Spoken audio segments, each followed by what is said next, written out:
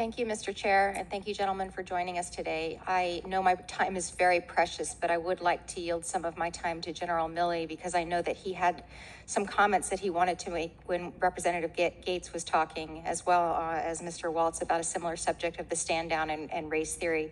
Would you like a minute or so to comment on that? Do you remember what your line of questioning or thought was there? Sure.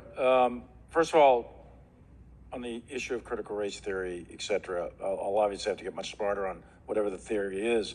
But I do think it's important, actually, for those of us in uniform to be open-minded and be widely read. And the United States Military Academy is a university.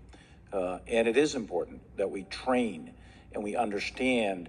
And I want to understand white rage, and I'm white, and I want to understand it. So what is it that caused thousands of people to assault this building and try to overturn the Constitution of the United States of America? What caused that?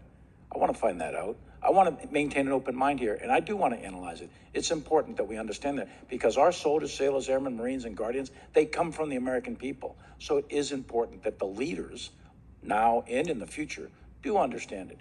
I've read Mao Zedong. I've read Karl Marx. I've read Lenin. That doesn't make me a communist. So what is wrong with understanding, having some situational understanding about the country for which we are here to defend?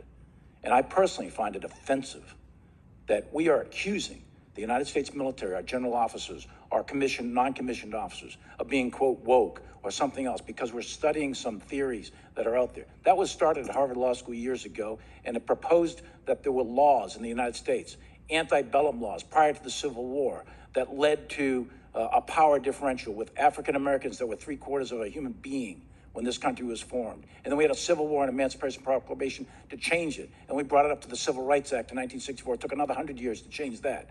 So look, I do want to know. And I respect your service, and you and I are both Green Berets. But I want to know. And it matters to our military and the discipline and cohesion of this military. And I thank you for the opportunity to make a comment on that. Thank you, General.